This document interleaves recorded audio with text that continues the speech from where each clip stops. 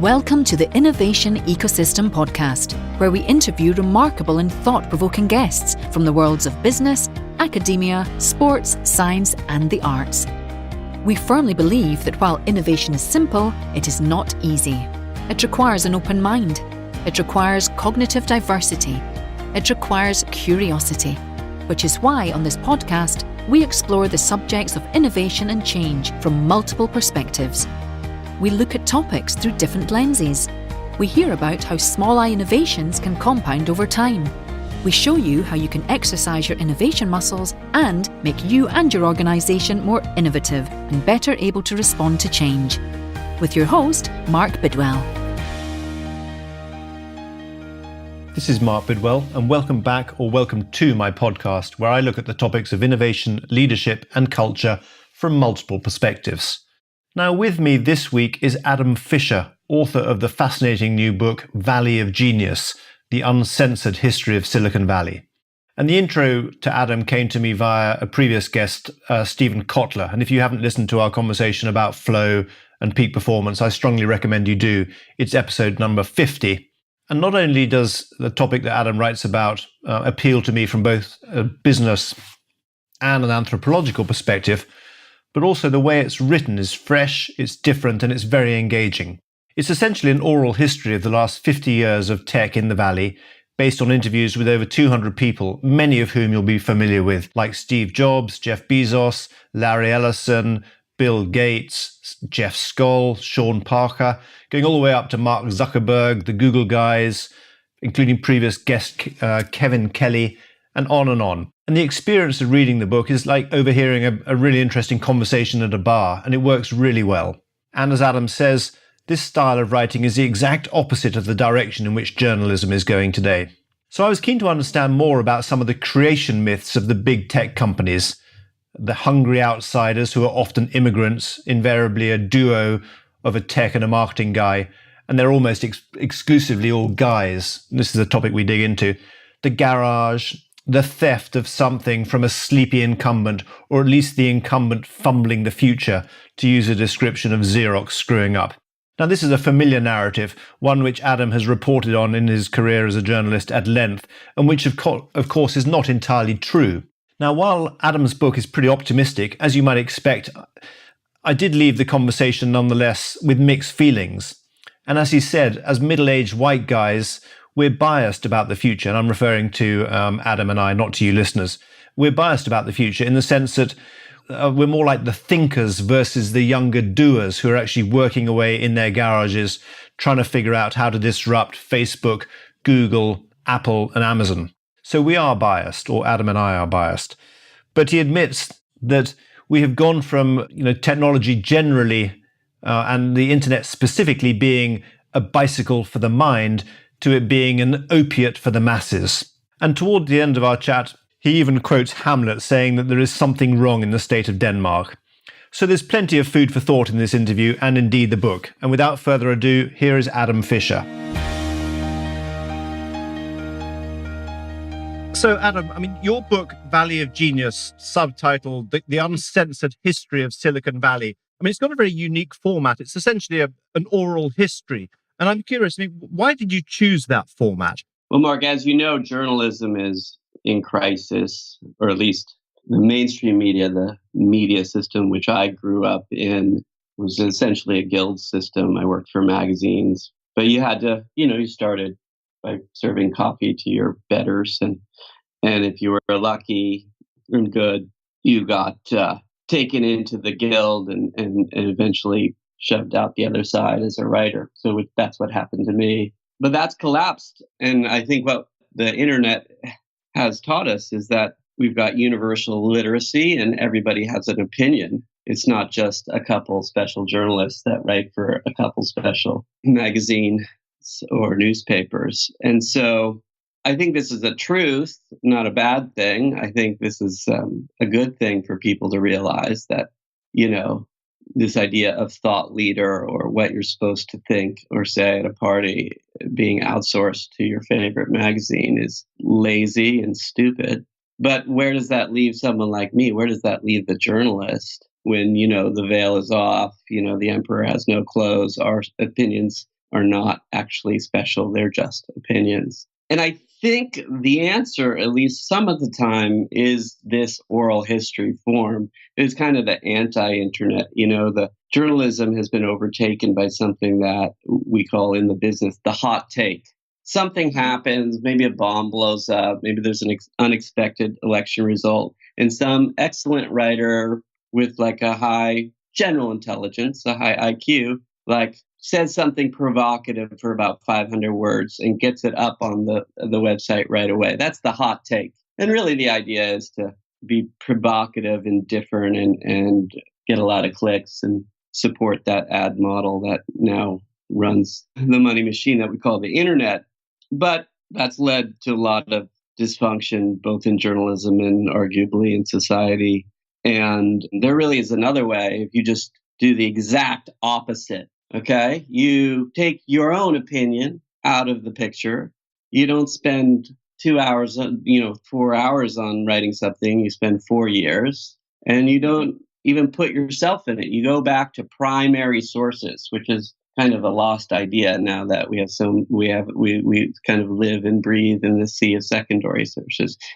I.e., you go to the people who do have a privileged opinion, the privilege of being actually a witness to history. And you say, hey, I know all about the start of Apple or whatever. I read all the books, but you tell me, you were there, you saw it. What the heck happened, sir, ma'am, whomever? And you hear it again and you start from scratch and you see what you find. And the most remarkable thing about doing a book in this way, and just let me be clear, there is very little Adam Fisher in Adam Fisher's Valley of Genius. It is a book, 500 pages, made of quotes, just like a documentary is spliced together from talking heads, talking about whatever, World War II or whatever.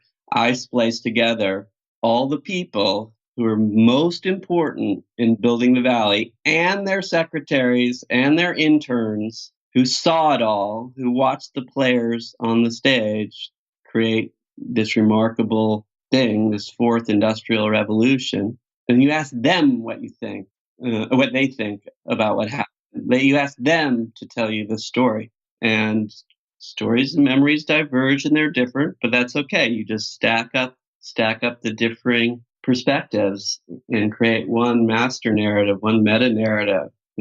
It's the old idea, right? You go to a village of blind people and you bring the elephant into the village and say, what is it?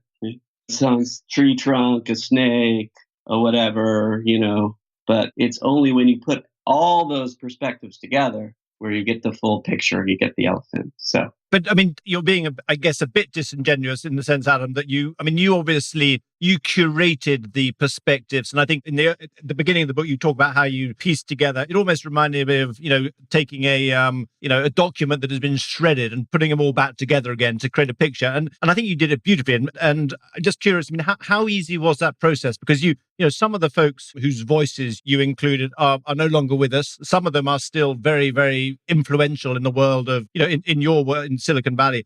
How easy was that process beyond the sheer kind of the sheer hard work? How easy was it to preserve that level of objectivity, if you like, to make sure that you weren't taking things out of context? Well, it's always a question, but I'm incredibly pleased that some of my biggest fans are the people in the book now that they've read it. I can't tell you, almost every chapter I have someone who I interviewed just email me out of the blue saying like, I've been interviewed by a lot of people and they always fuck it up. Yeah, but you got it. And, I was actually quite fearful because I optimized for the reader. I was like, the last thing this book can be is boring. So I'm just taking all the boring stuff out. And I thought, ooh, what are the primary sources going to think about this? What are the people actually, are they going to say this is some kind of, Hollywoodization and distortion? And actually, I've got none of that. What I've actually found out is like, oh no, actually it was even wilder. We didn't tell you some stuff.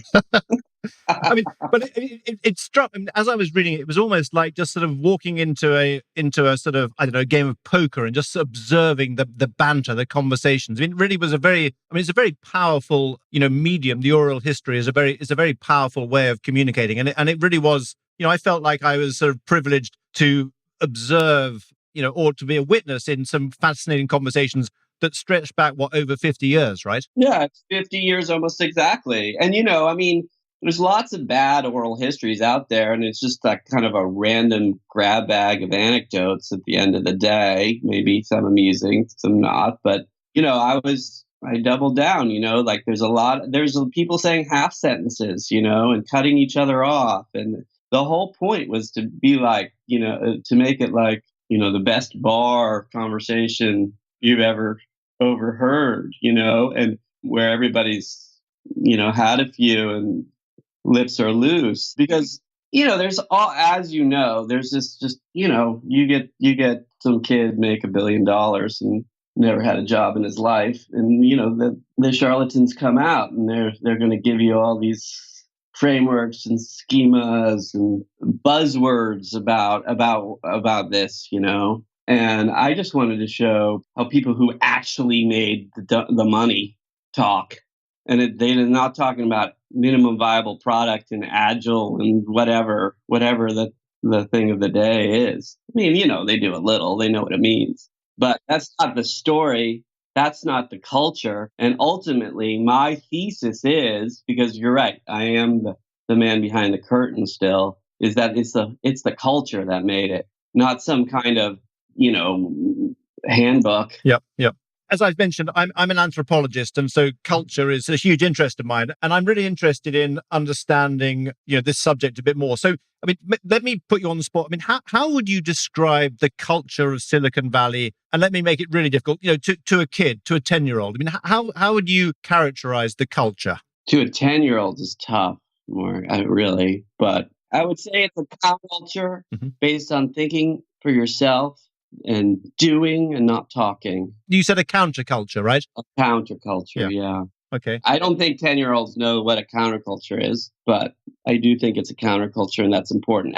Well, it's no longer called counterculture now. You have P. Diddy wants to be a VC or whatnot. When the old dominant popular culture, hip hop, the one I grew up with, starts abandoning their kind of culture for this culture, that this new nerd culture is the popular culture. Yeah. Okay. You've gone mainstream, essentially. It is mainstream. We just, we just haven't admitted it yet. And it's global because we invented the internet. Yeah. We have instant communication. So, but what is this new global culture? It's about making and not talking, which I think is incredibly positive. It's about, it recognizes that social change is that the big lever is not, mass popular political movements. The big lever is small cadres that we call businesses. And that the biggest lever of all is technology, that there is progress and there is a future that's better than the past, or at least different, and that technology is the driver. So the culture is way more scientific, maybe scientistic, but it's not a magical culture like, say, the hippie culture was. It's not a woo-woo culture. It's more mathy. And honestly, I was depressed about the state of Silicon Valley over the past week, but now that I'm describing it, it's sounding pretty good. Yeah. As far as a future direction. So we could talk about that too. Yeah, because there's so much history which I'd love to cover. But I think there were a couple of things that, you talk at the beginning about the different perspectives. And one of the perspectives that struck me is the perspective between Wall Street and the venture capitalists. Wall Street being far more interested in transactions, and then the VCs, which arguably was what sort of fired up the whole Silicon Valley machine, being far more recognizing it's a numbers game and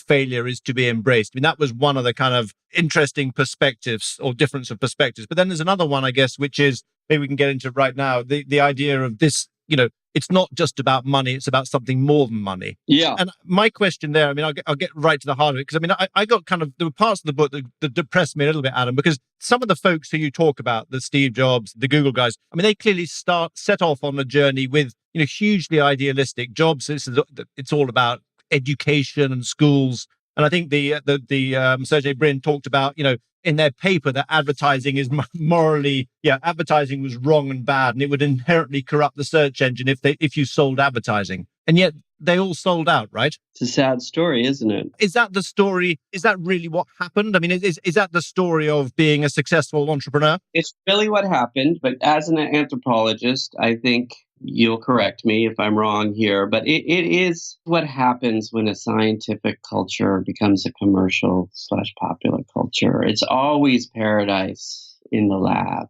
Okay. There's a beautiful series of books. Let's see, Red Mars, Blue Mars, Green Mars, about the colonization of Mars, which is kind of important. And this is about a fiction, of course, Kim Stanley Robinson, but, he talks about the first Martians, the esprit de corps, and the craziness of these kind of scientists that go to Mars. And then, of course, later, these miners that are coming to exploit Mars's natural resources for the good of humanity, of course, and that was the point of opening Mars. But they bring with them a more mercenary culture, and it's a really wonderful series, and I think shows something that is kind of universal, where something that's really an academic culture, like computers were in this, even as late as the 70s, turns into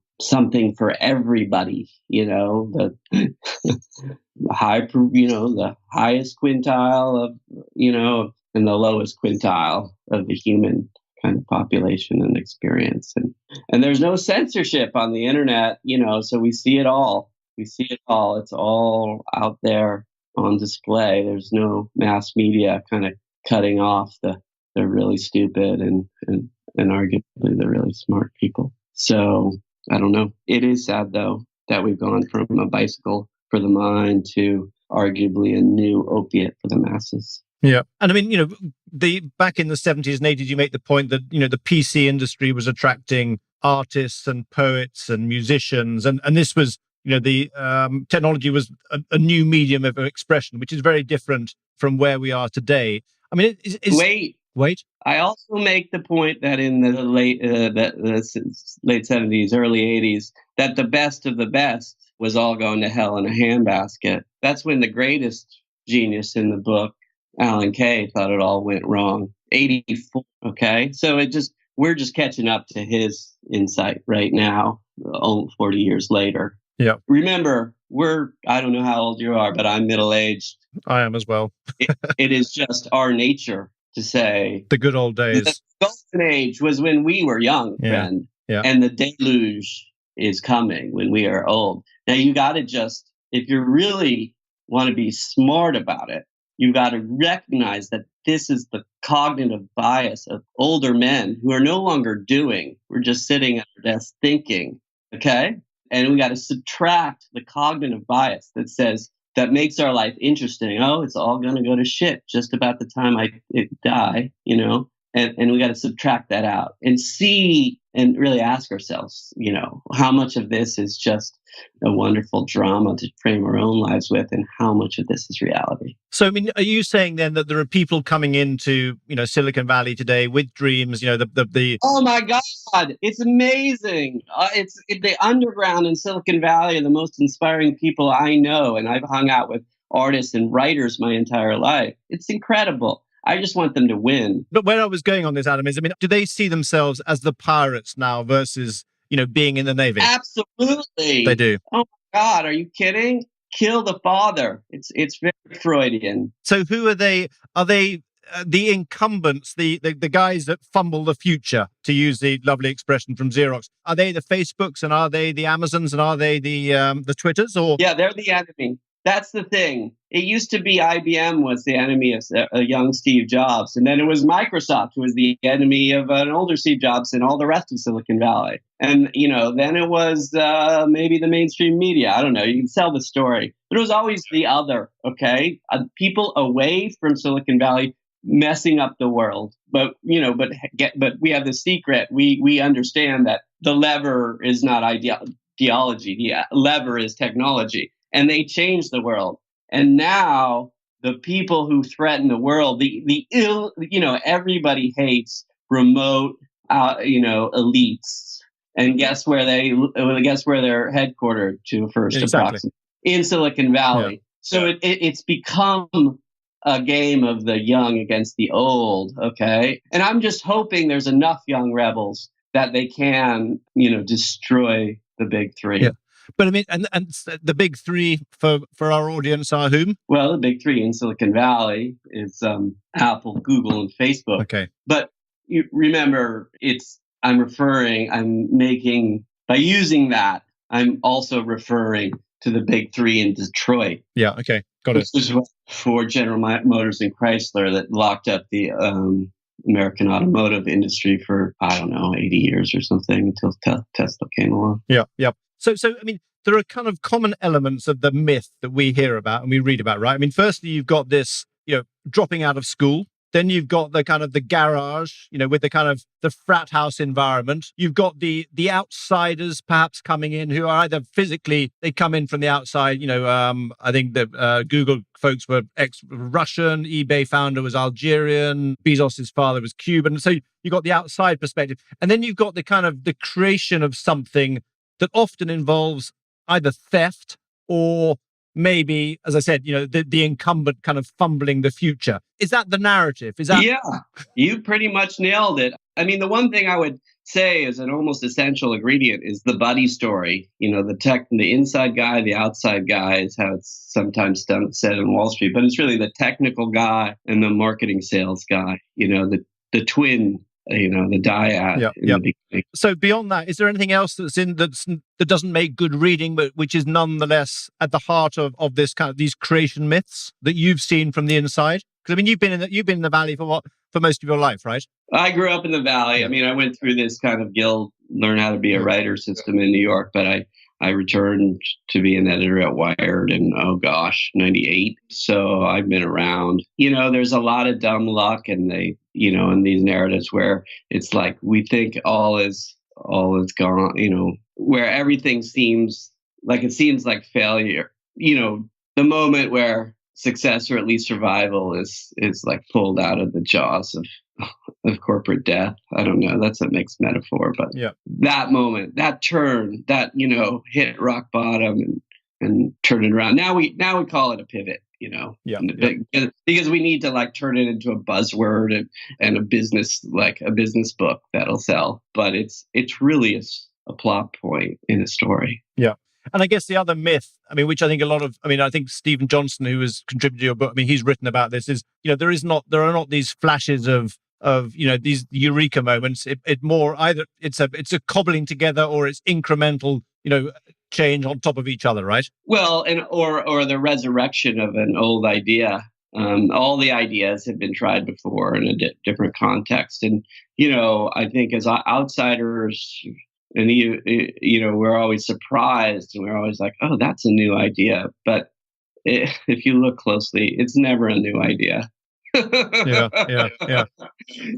One of the great Silicon Valley failure modes is right idea too early. So most of these things are just the correct implementation, whether correct time or just a tweak in the idea of something that was dismissed as stupid 5, 10, even 20 years before. Yeah. Well, and there's also some assumptions that are so baked into how business is done that just get turned on their head. And the going back to the sort of video games, a little bit before my time, they were only one-person video games, right? But the idea of creating a 2-player video game was quite transformational. Or the kind of idea of Xerox using a competitor's machine for research, which was almost taboo. But there are a couple of examples there, which I guess are just people turning the conventional wisdom on its head, if you like. Yeah, there's a lot of conventional wisdom which is why I'm so down on kind of the business book of the week kind of thing. Yeah. Because it's just people like to find patterns, and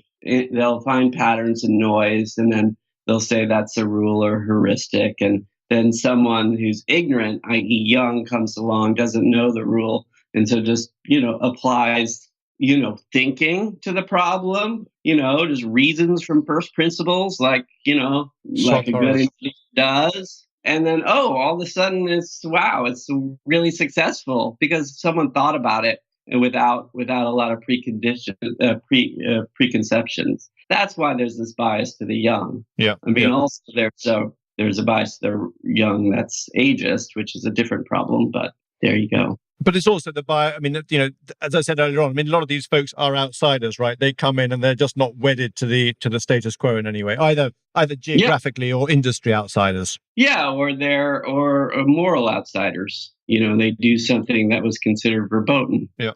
Let's sell stuff on the internet. Oh no, you couldn't. No, that was completely wrong in the 90s. Yeah. And there's a million examples of that. One thing that struck me reading a book is, there are very few women interviewed or at the heart of these creation myths. Why is that, Adam? Well, I think the real question is not where are the women in your book. I think the real question is where are the women in Silicon Valley? The book is a reflection of that. Yeah, is a reflection of that. And if you want to just get to the nitty gritty, I think it's 15%. I think I did a calculation. It's approaching 15%.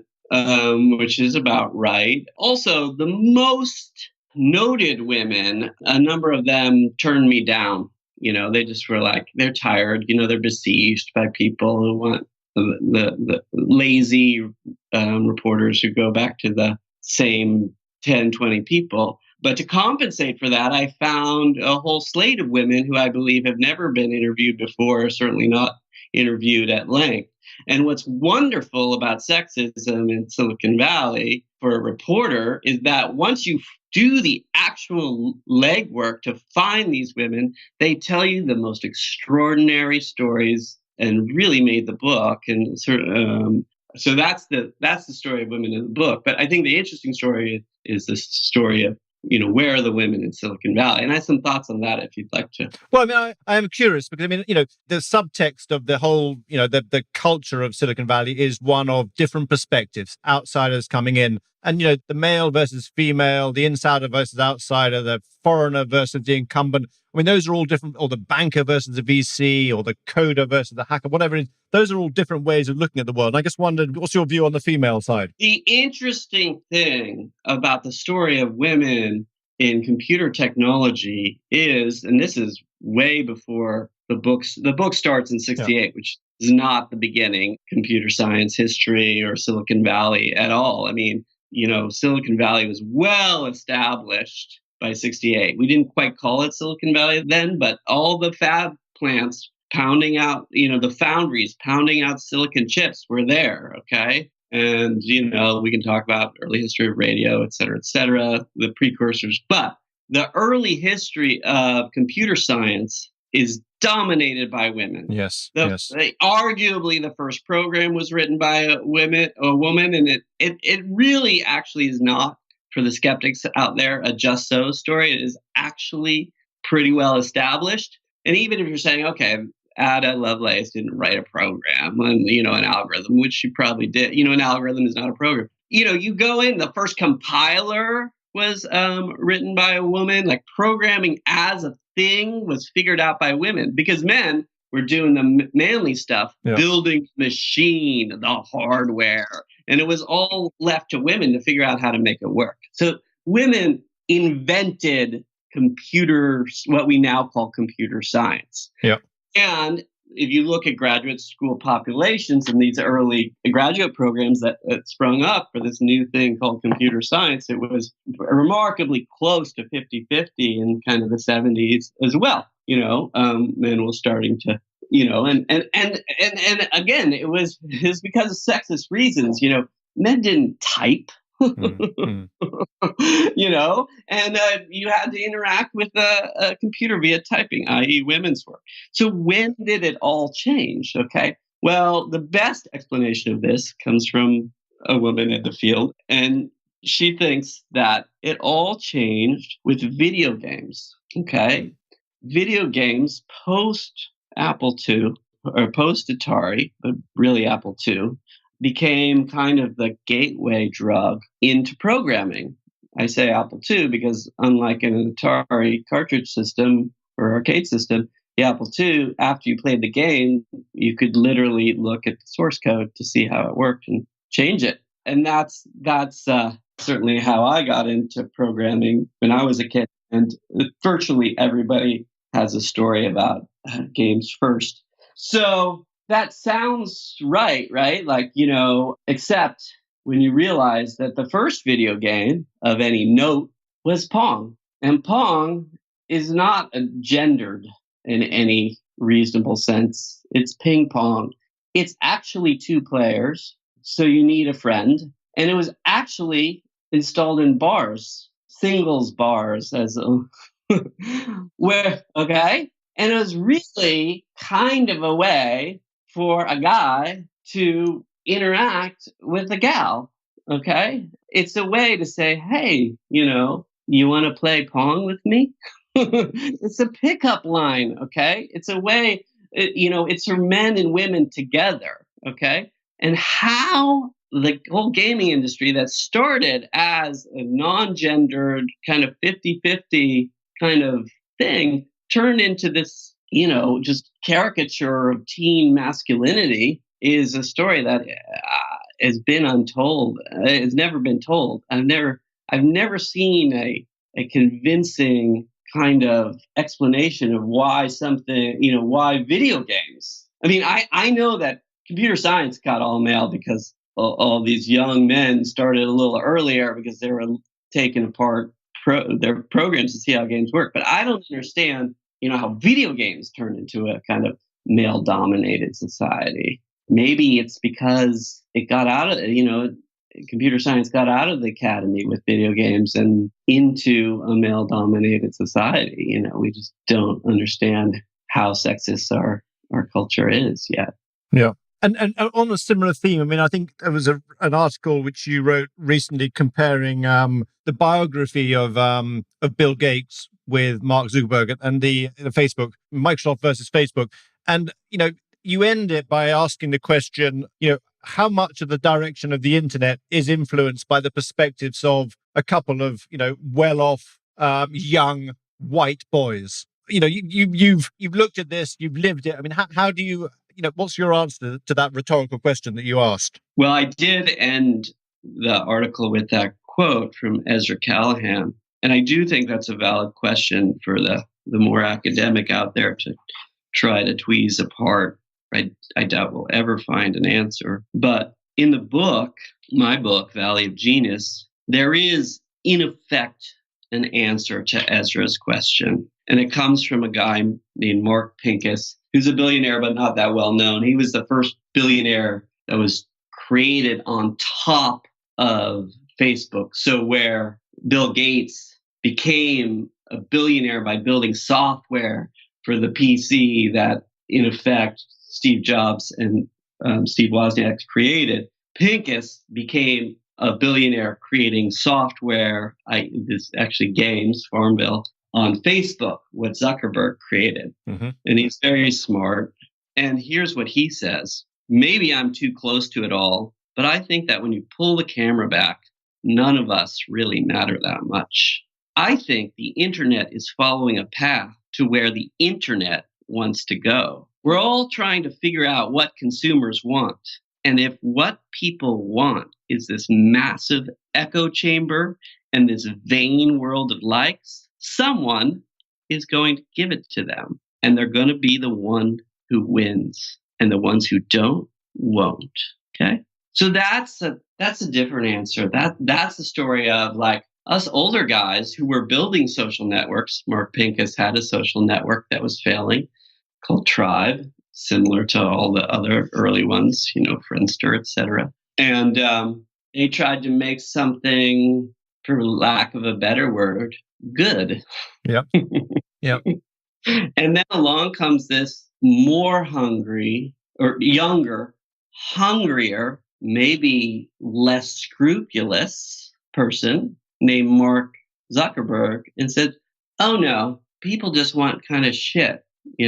They want something that appeals to their narcissism and appeals to their sense of superiority and appeals to the side that, in all of us that, delights in a flame war. He built it and it outcompeted everything else in the market. And, and he's not blaming Mark, he's blaming us. Okay. That's very convenient for him to say, but I also think it's something that needs to be heard. How much of the social dysfunction and ugliness that we see on the internet today is really a mirror to what's us, not in our, and the larger us, the plural us, our society, our world. Yeah. And then, I mean, bringing back to how we started the conversation before we came online, I mean, the your concern about Amazon being one of the most scary organizations because it has the opportunity, or it runs a risk of becoming the sole supplier of everything. In that, quoting Pincus, I guess that would be, well, so what? If that's what people want, if everyone wants to go to one place to get everything, then why not? What's wrong with that? Well, first of all, Pincus wouldn't say that, but I take your point. I mean, that's an economic, unfortunately, I studied postmodern literary theory, but if I did it again, I'd study economics because it's the only humanities that seems to be predictive in any way. And I don't know, what's wrong with one seller and everybody else is a buyer? Well, look, I'm just constitutionally allergic to kind of remote, all-powerful elites that even in theory can control people's lives. And, sure, there's social media, we're all up in arms about Facebook now, but, he doesn't control the entire, he may or may not control the conversation. Well, underpinning everything is the economy. Like, Bezos is pretty close to controlling the entire economy. And that's the thing that the conversation is built on. That's the thing that allows people to write books instead of, break dirt on a subsistence farm for a living. That's the economy really, I know, is everything. Yeah. That's the operating system we run on. And so when we're changing the operating system from what was always supposed to be, so unfortunately so rarely was, a community of smallholders, all competing for their niche and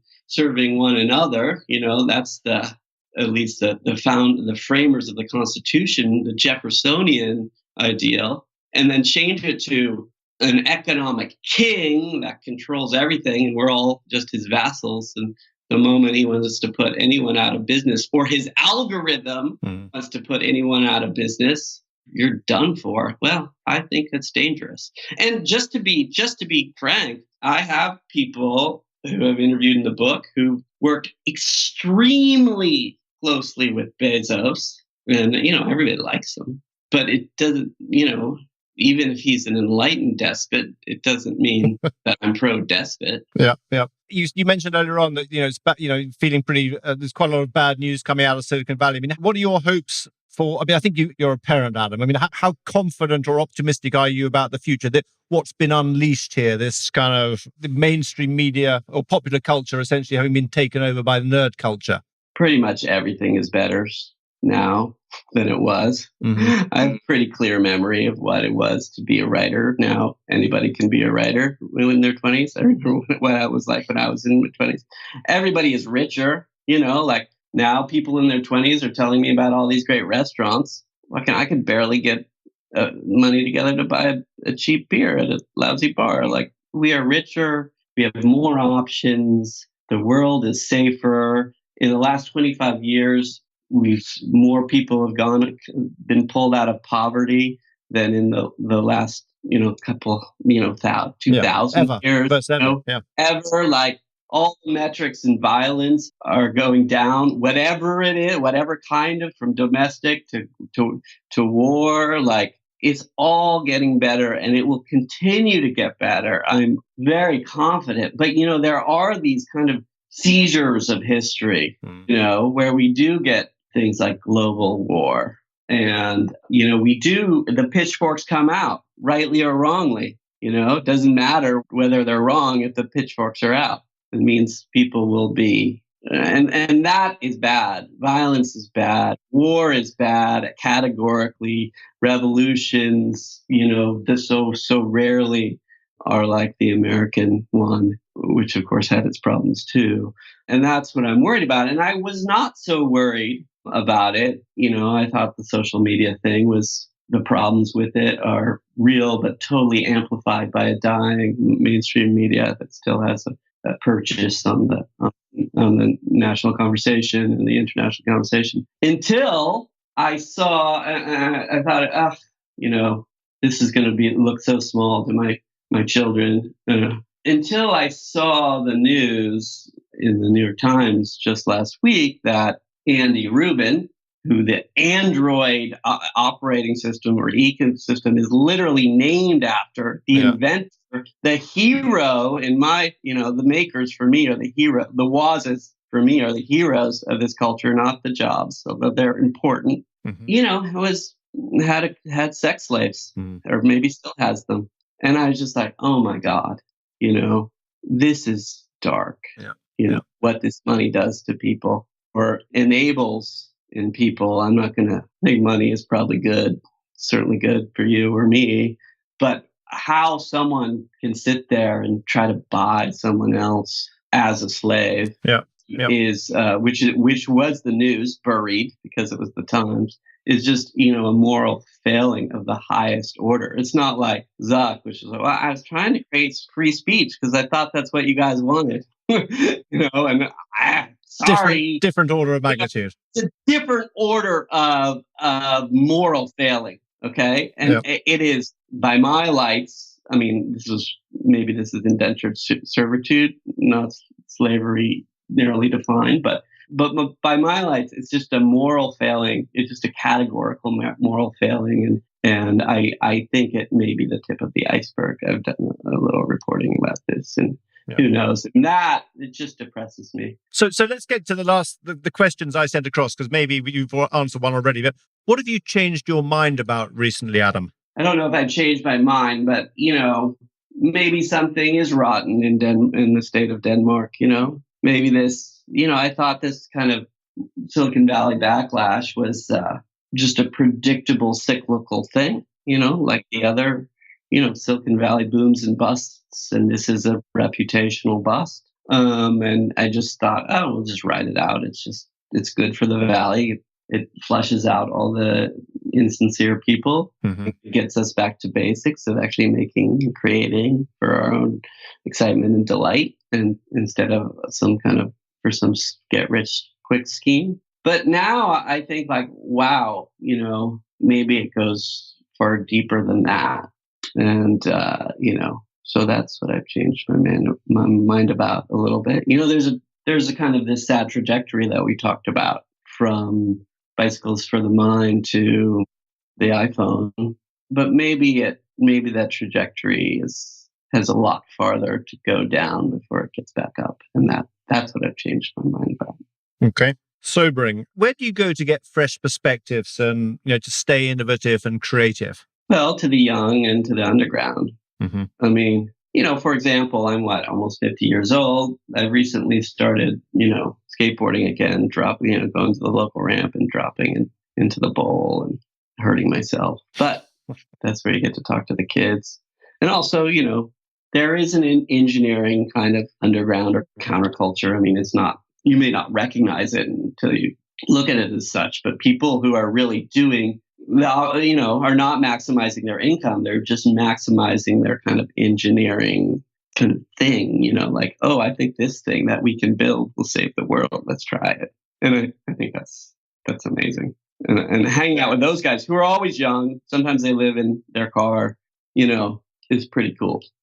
Good. And then finally, I mean, what's been your most significant failure or low, and what have you learned from it and applied that learning? Oh, God.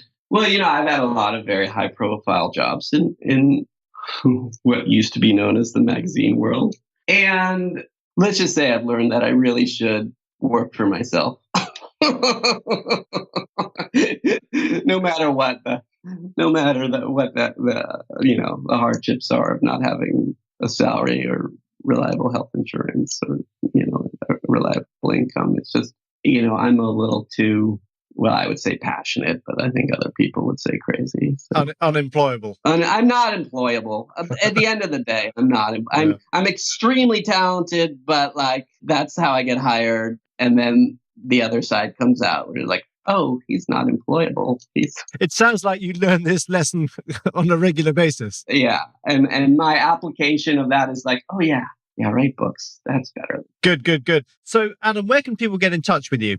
Well, I've got an email address that's in the book, which you will find when you read it. And it's called Valley of Genius. Yeah. And you can get it anywhere fine books are sold. I'll put it in the show notes. I've got it. I'll have it on my Kindle, so I'll put that in. No, just if they want to reach me, they'll have to buy the book. Very good. All right, fair enough. And you're on Twitter and LinkedIn and all that kind of stuff as well, right? Yeah, I'm on all the things. I'm pretty accessible.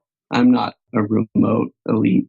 I'm just a guy. Just a guy. Great. Well, as I said, I did enjoy the book. I love the format. It was like sort of eavesdropping on some fascinating conversations, and it really does feel like it was a labor of love. And appreciate your time today. And thanks very much, Adam. Thanks, Mark. And I'm glad we finally did this. Okay. Cheerio. Bye. Bye. It's Mark again. As I said in the introduction, I really like the oral history format. And I was also struck by the lack of women in the book. And this is in marked contrast to Walter Isaacson's History of Technology, the book called The Innovators, which I highly recommend, which, by the way, is a really good complement to Adam's book.